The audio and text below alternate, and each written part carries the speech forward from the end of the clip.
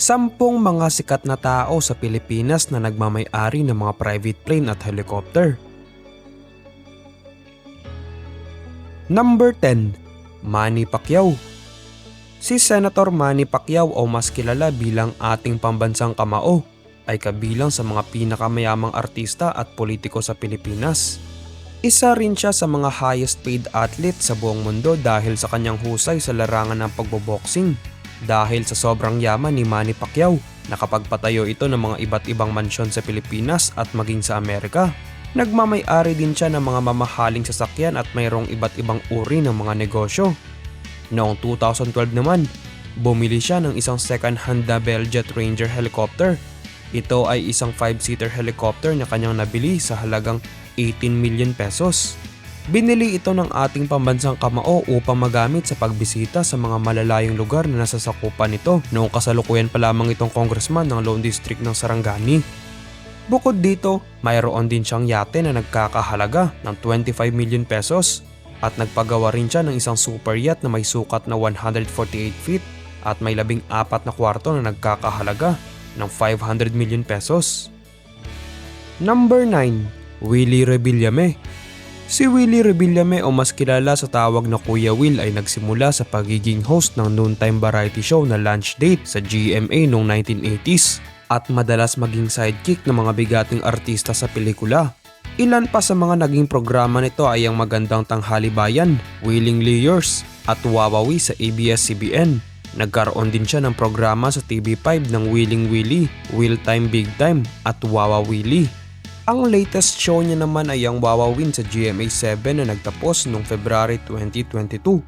Sa sobrang yaman ni Kuya Will, mayroon itong malaking mansyon sa isang exclusive subdivision sa Quezon City, malaking rest house sa Tagaytay City, at mayroong iba't ibang koleksyon ng mga mamahaling sasakyan. Bukod dito, mayroon din siyang malaking yate na may 5 kwarto, kusina at living room. Nagmamay-ari din ito ng 2 helicopter, isang R-44 na nagkakahalaga ng 35 million pesos at isang R-66 na may presyong 55 million pesos. Maliban sa 2 helicopter, meron din siyang isang Fairchild Dornier 328. Ito ay isang 30-seater aircraft na kanyang nabili noong 2011 sa halagang 200 million pesos. Ayon sa mga report, nirerentahan daw ito ng mga business tycoon sa halagang 500,000 pesos para sa round trip na biyahe. Minsan na rin itong nagamit ng pop superstar na si Justin Bieber noong nagtungo ito sa Tacloban para bisitahin ang mga biktima ng bagyong Yolanda. Number 8. Gretchen Barreto. Si Gretchen Barreto ay kapatid ng mga aktres na sina Marjorie at Claudine Barreto. Una siyang sumikat dahil sa paggawa ng mga softcore films noong 80s at 90s bago nito makilala ang longtime partner at business tycoon na si Antonio Cuangco. Sa sobrang yaman ni Gretchen, nagmamay-ari ito ng mga iilang mansyon sa mga exclusive subdivision tulad ng mansyon sa North Forbes Park at Dasmariñas Village at mayroon din itong bahay sa San Francisco sa Amerika. Meron din siyang 2 yate na nakadaong sa Manila Yacht Club. Sa kanyang Instagram post naman, ipinakita ni Gretchen na pagsakay sa isang private plane kasama ang mga kaibigan nito para sa isang business trip papuntang Taiwan. Hindi naman malinaw sa ngayon kung sa kanya nga ba mismo ang private plane na iyon o baka pagmamay-ari ito ng kanyang partner na si Tony Boy Cuangco dahil sa easy access nito sa nasabing private plane. Number 7. Chavit Singson.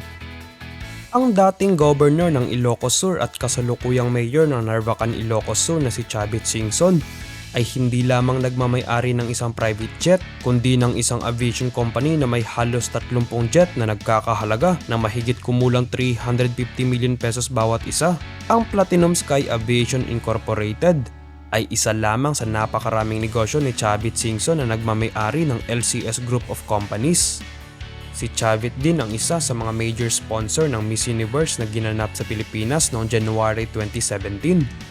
Bukod sa pagpapahiram ng kanyang private jet para sa mga contestant, bumili din siya ng isang 3-story super yacht na may 16 na executive room at kayang mag-accommodate hanggang 200 na katao. Ginamit ito ng mga kandidata ng Miss Universe noong nagtungo ang mga ito sa Batangas. Nagkakahalaga naman ang super yacht na ito ng mahigit 600 million pesos. Number 6. Pastor Apollo Quiboloy. Ang religious leader at founder ng Kingdom of Jesus Christ na si Pastor Apollo Quiboloy ay isa rin sa maituturing na pinakamayamang religious leader hindi lang sa Pilipinas kundi na maging sa buong mundo. Nagmamay-ari ito ng isang Cessna Citation sovereign jet na nagkakahalaga ng mahigit 970 million pesos.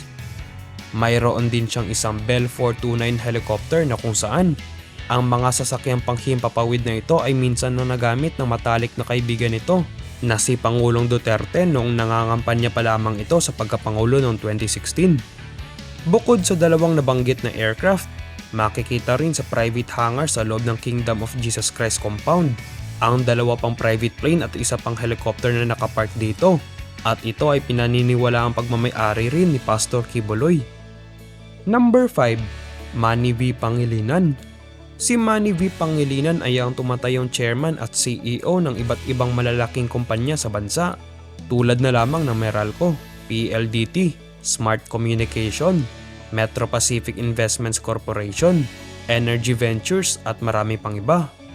Dahil sa dami ng kanyang kumpanyang hinahawakan, bumili ito ng Augusta Westland 139 helicopter na may 12-seater capacity at nagkakahalaga ito ng mahigit 600 hanggang 630 million pesos. Number 4. Enrique Razon Jr. Si Enrique Razon Jr. ang pangalawang pinakamayamang tao sa Pilipinas ngayon. Siya ang chairman ng International Container Terminal Services. Ito ang pinakamalaking port operator company sa bansa. Si Enrique Razon Jr. ay may net worth na $6.3 billion at pang 369 na pinakamayamang tao sa buong mundo. Nagmamay-ari ito ng G450 Gulfstream Challenger na nagkakahalaga ng mahigit 1.7 hanggang 1.8 billion pesos. Ang private jet na ito ay may kakayahang mag-accommodate ng mahigit 14 na pasahero at may top speed na 850 km/h sa ere. Number 3. Lopez Family. Ang mga Lopez ay hindi lamang nagmamay-ari ng ABS-CBN Corporation.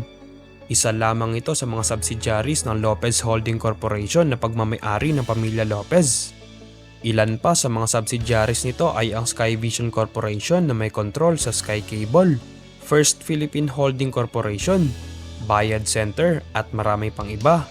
Ang mga Lopez ay nagmamay-ari ng King Air 350 jet na nagkakahalaga ng 350 million pesos. Number 2. Zobel de Ayala Family. Isa sa pinakamayamang pamilya sa Pilipinas ang Zobel de Ayala Family. Sila ay nagmamay-ari ng Ayala Corporation na nagpapatakbo at may malaking investment sa iba't ibang kumpanya tulad ng Ayala Land Incorporated, Bank of the Philippine Islands, Globe Telecom, Manila Water at marami pang iba. Sila ay nagmamay-ari ng isang King Air 350 jet at isang Eurocopter chopper na nagkakahalaga ng 300 million pesos. Number 1. Ramon Ang. Si Ramon ang president at CEO ng Top Frontier Investment Holdings na siyang may pinakamalaking stock sa San Miguel Corporation na isa sa pinakamatagal at pinakamalaking kumpanya sa Pilipinas. Ilan sa mga kilalang subsidiaries ng San Miguel Corporation ay ang Magnolia, Pure Foods, Ginebra San Miguel, Petron Corporation at San Miguel Aerocity na siyang napiling gagawa ng New Manila Airport na gagawin sa Bulacan. Si Ramon Ang ay nagmamay-ari ng isang Boeing 737 jet airliner na nagkakahalaga ng 4.2 billion pesos. Bukod dito, mayroon din siyang mga private jet na hawak ng Challenger Aero Air Corporation na isa ding subsidiary ng San Miguel Corporation. Ano naman ang masasabi mo sa video ito? Huwag kalimutan mag-comment, like at subscribe sa channel. Maraming salamat po sa panonood.